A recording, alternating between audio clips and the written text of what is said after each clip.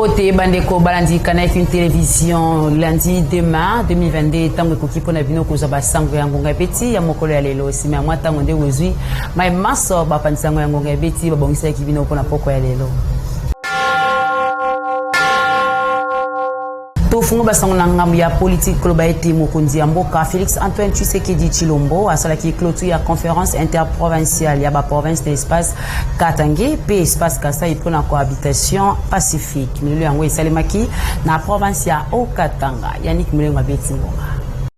Conférence interprovinciale entre la province ya Grand Katanga pe ya Grand Kasai na o Italie cohabitation pacifique et salemaki na chapitre ya installation ya hôtel du gouvernement ya Okatanga wapi clôture na yango et salemaki pa na yemoko chef de l'état Félix Antoine Tshisekedi Tshilombo initiateur ya basise oyo azalaki accompagné na molonga na ye Denise Nyakero Tshisekedi milulu oyo et salemaki na présence ya ba participants ebele kotanga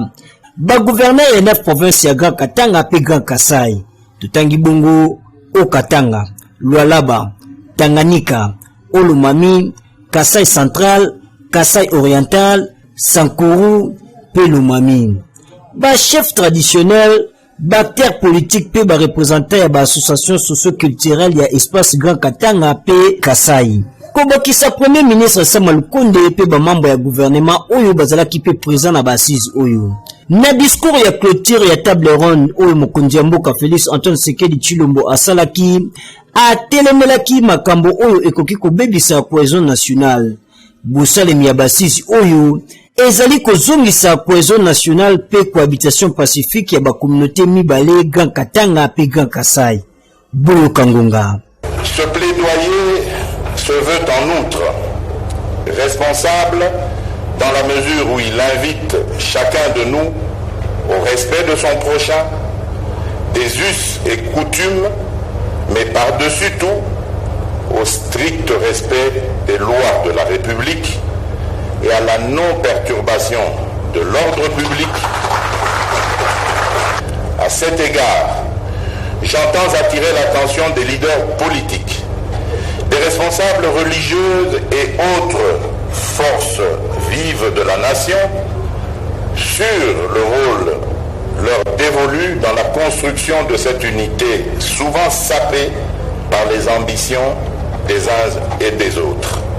Gouverneur ya Okatanga Jacques Kabula a pesaki ba hommage na mokonzi ya mboka garant ya unité pe cohésion nationale initiateur ya conférence interprovinciale oyo eko permettre ba frère pe ba sœur ya Grand Katanga pe Kasai ya kosolana tina koluka kaka kimia na ngambo na ye pe madame Jeannette Musungwa gouverneur a ya Kasai oriental a atelisaki ba cause ya tension intercommunautaire ezali exode rural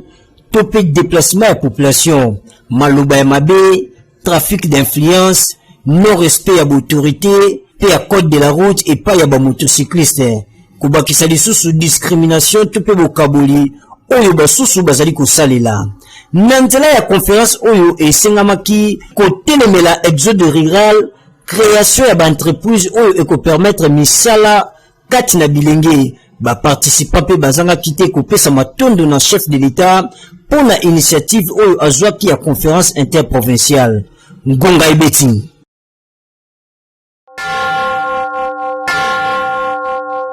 Proposition ya loi Lokondo na wetali révision ya loi électorale les acquis jugés recevables pe batinda kiango na commission sima ya koyoka na plénière bieno ya ba IG13P ba initiateur ya proposition de loi Pyrrhus Pembele Abeti Ngoma. Au vu du résultat des votes, l'Assemblée plénière déclare recevable la proposition de loi modifiant et complétant la loi numéro 06 par 006 du 9 mars 2006 portant organisation des élections présidentielles, législatives, provinciales, urbaines, municipales et locales, telles que modifiées et complétées à ce jour.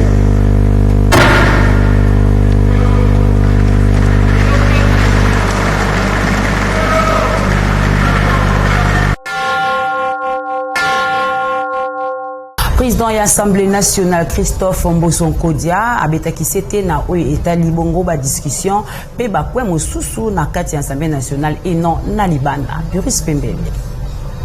Avant d'envoyer ce texte de loi pour un examen approfondi en commission, je tiens à vous rappeler que cette proposition de loi répond aux attentes de notre peuple et des opérateurs politiques. Pour ce faire, nous avons décidé d'organiser des séances au cours de laquelle l'Assemblée plénière procédera à l'adoption de grandes options à l'issue du débat. C'est aussi l'occasion de rappeler aux honorables députés et aux collègues de l'opposition que le moment est venu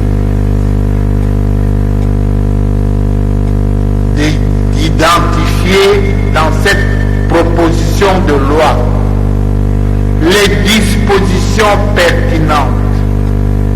qui requiert un consensus. C'est ici qu'on informe la plénière à travers le bureau que telle disposition de la loi mérite un consensus. Nous allons alors organiser les discussions entre majorité et opposition. C'est ici l'occasion. Il n'est plus question de débattre de cette loi dans la rue. Le consensus, c'est ici au sein de l'Assemblée nationale.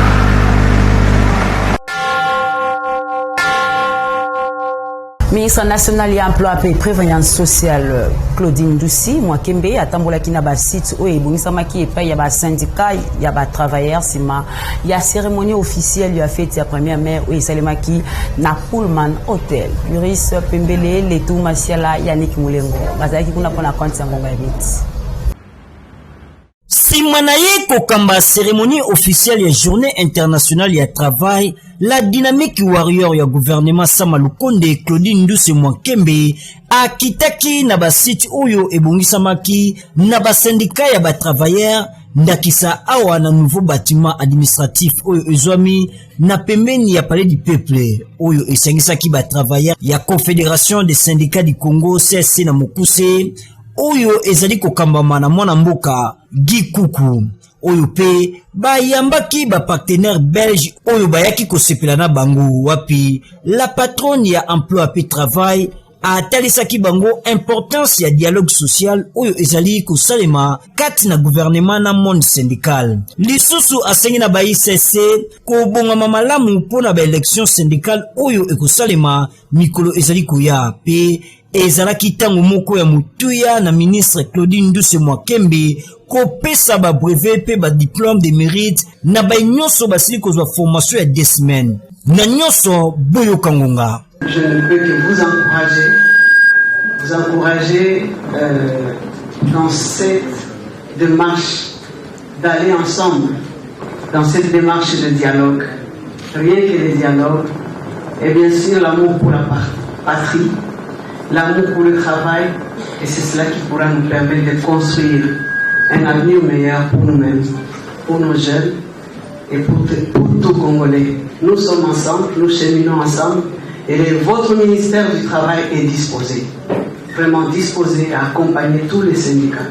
Longonya na la dynamique Claudine Ndusi Mwakembe na musala kitoko azali kosala pona bolamu ya ba travailleurs nyonso na école Congo démocratique. Ngonga ibeti.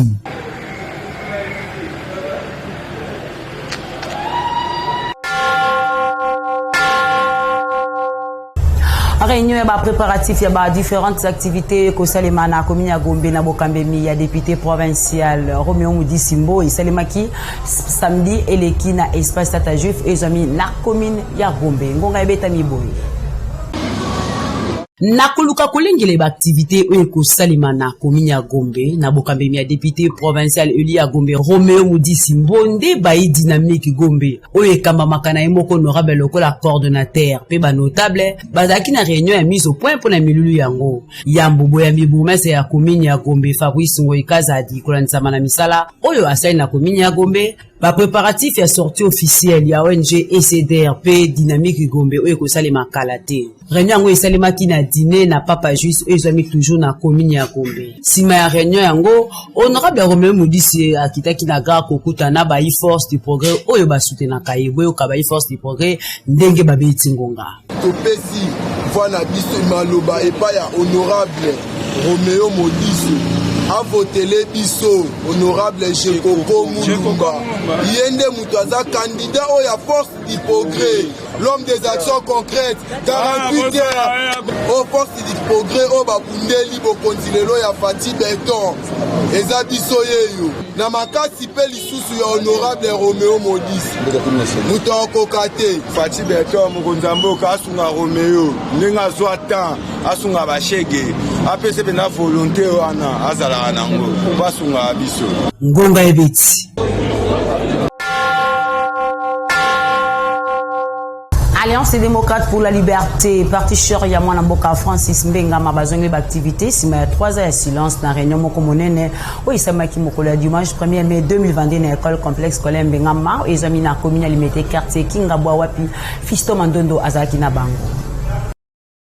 Sima ya 3 ans ya silence de lobby sans activité à parti politique Alliance démocrate pour la liberté à délit parti cher ya honorable Francis Mbengama bazongili misala na bango mokolo ya dimanche 1er mai 2022 na réunion elongo na ba différentes structures pe mouvement associatif oyo kompotaka parti politique oyo awa na école complexe scolaire Mbengama oyo izami na commune ya Limete quartier Kingabwa. Président national ya Deli Francis Mbenga Maloba na ye a expliqué ba militante pe militant na ye ko rappeler bango position un parti ko lansama la situation politique actuelle ya mboka. Vice-président honoraire ya APK a lancé message na ba banso balingaka Deli baya boyo kangonga. Tozalaki beaucoup observateurs to banaki kotala politique ezo kene ndengeni. Sikoyo to komi pembe na 2023 ko yebi ke toza vraiment na confiance que le président Antoine Félix Tshisekedi a salisa ba élection 2023 yango to zongeli ba activité politique qui na parti na biso po biso pe to bunda na ba élection wana ba membre nyonso ya Deli pe na ba oyo ba bien connaissance ya honorable Francis Mbengama to zongeli ba activité politique na biso po na to bunda na ba élection 2023 tozana nous disposer donc toza disponible pour na ba remarque au bakoya nango pour to corriger berero ezalaki na 2018 de façon que na 2023 tolonga ba élection. Présentation ba différentes délégations de succès kimelo oyo ngonga ebeti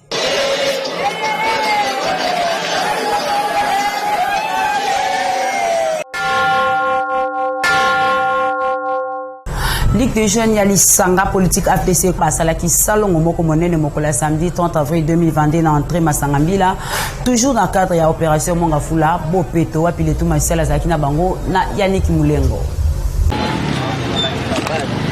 Toujours na cadre ya opération Mongafula Bopeto oyo ezali cheval de bataille ya Ligue des jeunes ya lisanga politique Alliance des forces démocratiques du Congo AFDC na Mokuse commune ya Mongafula 1 oyo ezali kokambama na l'homme du moment Levi Ituli Pakama na kosala mobange na salongo na entrée ya Masangambila toujours na commune ya Mongafula awa oyo nyoso ezalaki bosoto ezalaki dégager na ndenge ya kusakana te pe lisusu bakombolaki chaussée pona kongengisa balabala na bango emonanaki lisusu na salongo yango président fédéral ya Ligue des jeunes ya Lukunga Guilain Poungu mwana mama oyo yepe ayaki pona encourager pe kopesa un plus na opération yango na nyoso boyoka coordonnateur communal Levi Ituli Pakama ndenge abeti singonga pour lancer opération Oisa Mongafula Bopeto Et ça tout simplement parce que d'abord, tu dois soutenir vision OESA, il y a Moukosinabiso, il y a parti OESA, les professeurs Modeste Bati Lugobo, ainsi que vision, il y a chef de l'État OESA pour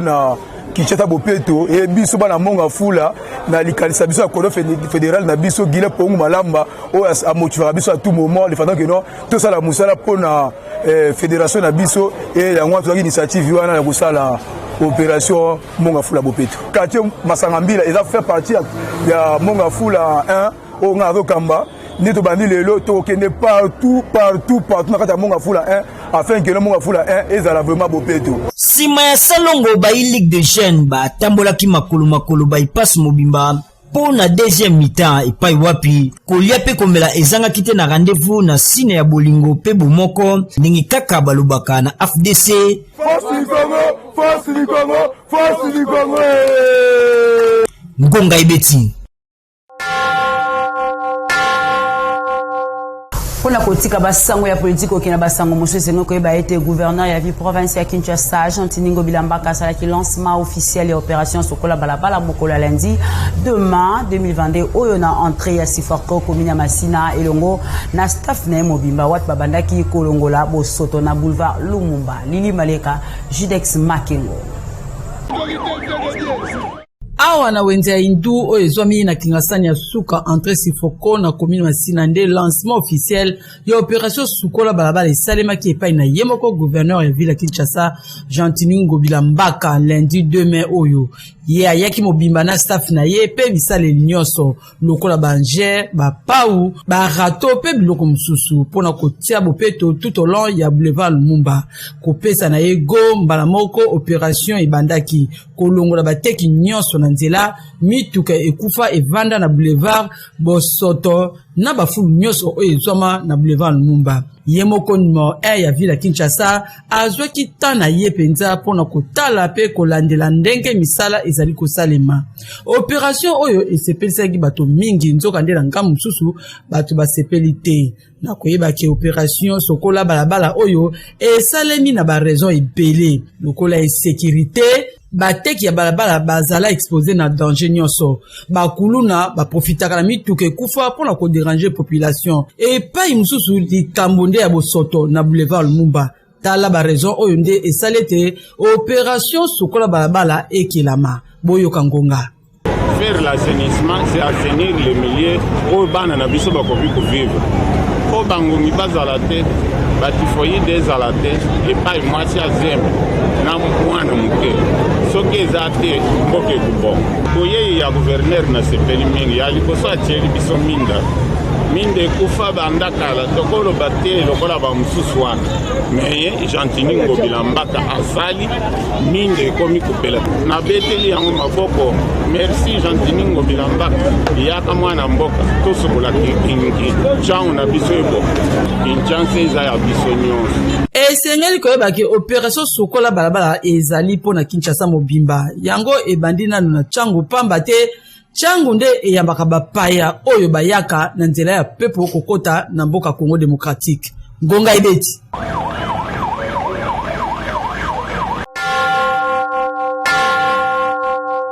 Secrétaire national en charge et implantation et organisation et parti politique Autre Vision du Congo AVC na beaucoup c'est moi Mboka Yvon Mundadi à Salaki ba 200 000 balais à prise de contact pays à implantation na commune Masina quartier 3 p commune Yangalema quartier Kimpe weekend et l'équipe Sardoudine.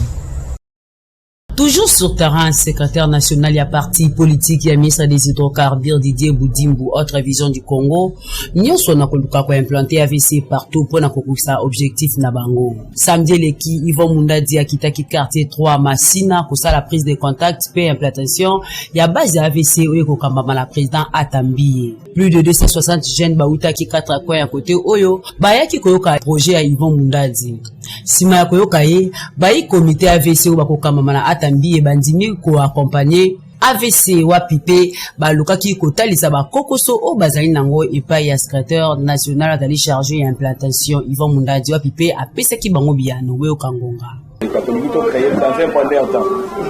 auto école moko oyo ko permettre ba jeune bala ne bala bana pour ça il y a ko sala ko yoko la ko kumba pendant 2 mois ya ofele ayoko la ko kumba ayeba métier yango na deuxième fois côté bana basi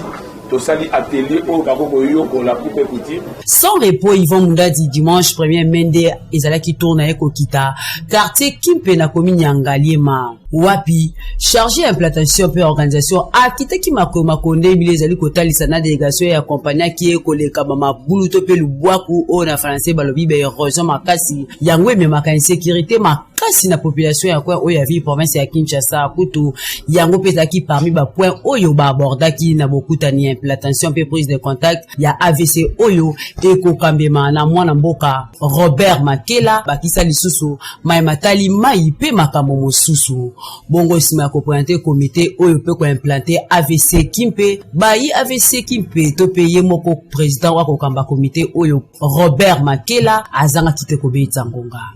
Tokotaki AVC depuis 2019 malgré zaki verbalement ezaki na officialité oui, ils allaient car officialisation à Marambo tout ça là déjà. Si on est vraiment, moi je crois que des photos Michel sous na mosala koleka o to ça parce que tout ça na mingi ya ko sala par rapport au to ça parce que bilo moko bomoni awa na quartier il y a beaucoup de problèmes qui nous dérangent. Autorité morale son excellence maître Didier Boudimbo, je crois que étando o to zali koto ezali asikate pona azali moko pe Ngaliema qui peut ayebi yango bien ba problème to ça na ayebi yango très bien. Yamalonge ezali toyaki koto pona komeka ko implanter partie AVC na niveau ya quartier Kimpe où ils en apprennent sa ministre na Ngaliema mais le koto kuti koto yo eza esengo mingi te ya komona bandeko bazana itando ya koto yo bazo vivre lokwa bato bazana mboka mais bazana kata de commune Kinshasa ba abandona bango na juste sort na bango parce que na kata capitale mboka na biso bazana maite bazana lotiliki te baza pe na nzela te pona komeka kotambola koto fo banda kokota banzela komata bangomba alors que baza na pembe na bango bazana régie des eaux mais maye bimarate lo lenge za raté en plus koto yo fait ba développer makasi comme phénomène yo ya kuluno bazo tungisa bango voilà raison pour laquelle lelo na yaki na mema sango pembela na bakonza mboka de façon que baye baete tango bazalaka na posa mapono bibaka ka koto pona koluka bavwa na bango tango pe bazwaka bavwa na bango baye baete esika bazwaka bavwa bato bavandaka bazape na droit ya vivre lokola bato Yemoko pe secrétaire national chargé implantation pour organisation Yvon Mundadi abakisa kiboye ngonga ebeti.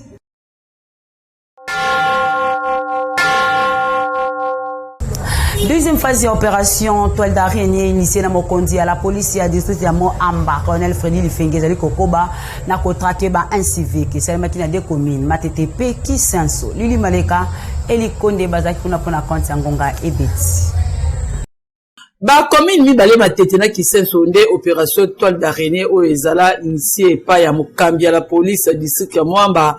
Freddy Lifenge et Kobaki na deuxième phase nango pona kotrake ben civique oyo ba tunisa la population bongo vendredi eleki nde komaki tour ya commune limité na Ngaba na bouclage esalemaki bazwaki banguna ya population lokola bakuluna na ba arme blanche na bango pe miyibi oyo ba operaka na butu na opération oyo la police esalaki penza mosala très motivé mapinga bakani kokende na toile d'araignée kino na suka pona kusukisa misala ben civique oyo bakana kozangisa population kimia yango ba oyo bazwamaki ba memaki bango na la police ya district ya Mwamba pona kotinda bango na acquis de droit wapi bakozwa destination ya Kanyama Kasese boyoka la police ndenge babetsaki ngonga.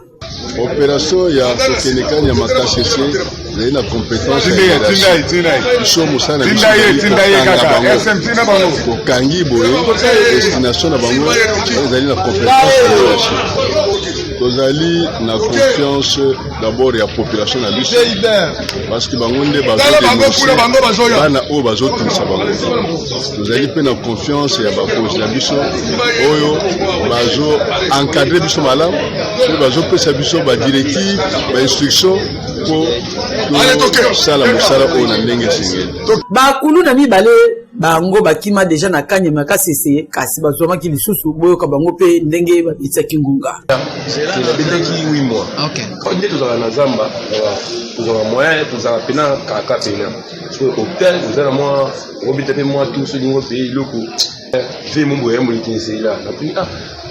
oyo nzela eki ayebisina nzela oyo emibu eki katanga oyo eki chikapu natambola nabeta 1 mois na 2 semaines na 4 jours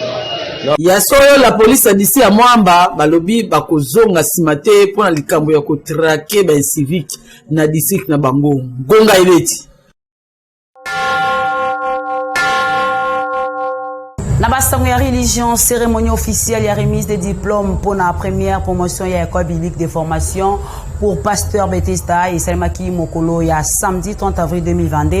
na église mission évangélique de Jésus-Christ au Congo Mejseko na Lingwala Puris Pembelo.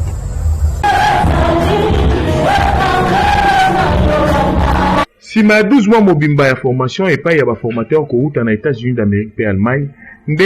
baekoli ya école biblique internationale de formation pour pasteur Bethesda oyo ekambamaka na apôtre Jackie Dunda bazwaki bongo ba diplôme na bango ya formation pour la première promotion. Milulu yango esalemaki na église Mejseko na balabala Bukana numéro 238 na commune ya Lingwala na kitu moko ya kafu mokolo ya samedi 30 avril 2022. Apôtre Jackie Dunda abandaki na ino na koprésenter baye basungaki po ete formation oyo ekoma na suka. Kati na bango marraine ya première promotion oyo bapengi promotion Samuel Tutangi mama révérende Bénédiction Bibiane Bongo. Simande alekaki na Matéa. Bongo apôtre Jackie alekaki na kopesa ba diplôme epai ya bato oyo basungaki po ete première promotion ekoma bongo na suka. Tant fort ezalaki remise ya ba diplôme epai ya bayekoli. Bolanda.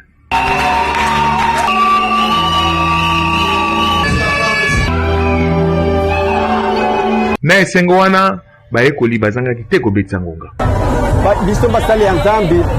esengeli kozala na connaissance, esengeli koyeba liboso otangisa liloba ya Nzambe, esengeli d'abord oyeba liloba ya Nzambe esengi nini. Mama Bibiane Bongo elongo na apôtre Jackie bango pe babetisaki ngonga. La Bible était, mais nous partons du principe que même apôtre Pierre Albaki, à votre foi, ajoutez la connaissance. Au moins, connaissance et puis ça a puissance et puis ça a pouvoir. Et pour empêcher le côté en matière à l'hôpital. Nous avons encouragé de venir à l'école biblique. Ce n'est pas vraiment mon école, c'est une école américaine. Je suis vraiment que les représentants. Tout le monde dit allemand, en Allemagne, pour nous faire un diplôme. Avant, c'est les qui une école du ministère il y a 3 jours. Vraiment, ce sont des preuves parce que biso ba Congo au monde na les kambaba tondima. Esengel koyeba ete baekoli na ngambo na bango pe bapesaki cadeau epai ya promoteur ya école pe na balakisi na bango. Ngonga ebeti.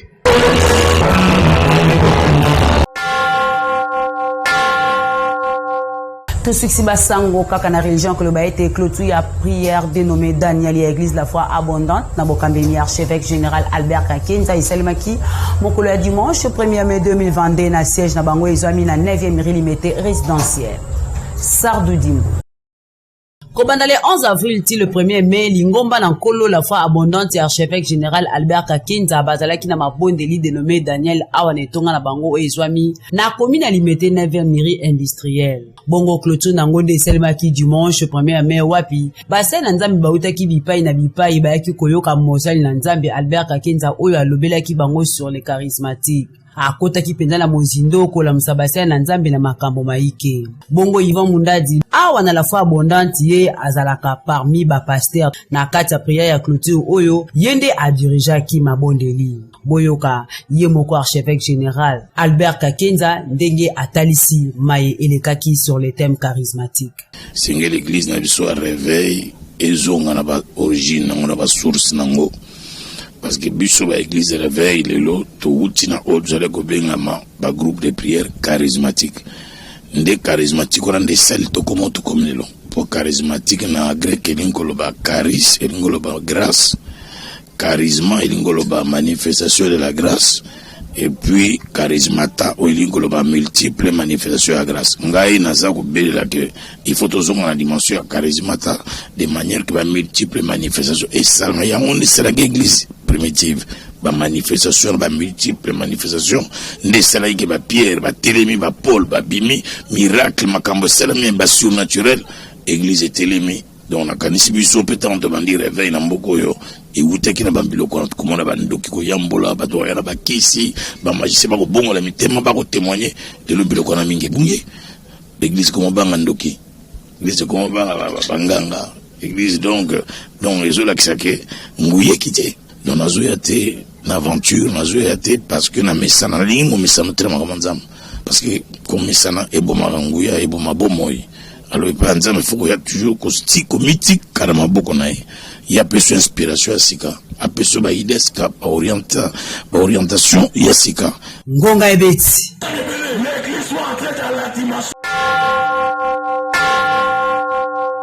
tout ce qui a pour na basango ya ngonga ebeti ya mokolo ya lelo lundi 2 mars 2022 ce qui bosepeli bo pesa matoni na Patrick Lusala wa simaki caméra montage ezalaki ya Christian Makutu pe yemoko oya komi l'international Teddy Agwana botika malamu na kokoba kwanda manaka ya kana ki télévision la télé vérité kimi ya kolonzambe o mabota mabibi